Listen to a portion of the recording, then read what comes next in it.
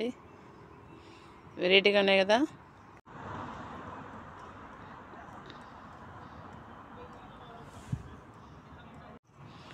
ఇక్కడ చూడండి, ఇవి కలర్స్ భలే ఉన్నాయి కదా, వెరైటీగా ఉన్నాయి అన్నీ. ఈ రెండు ఒకటే కొమ్మకు ఈ కలర్ ఉంది. మళ్ళీ ఇక్కడ చూడండి, అంతా ఎల్లో ఉంది ఫ్లవర్.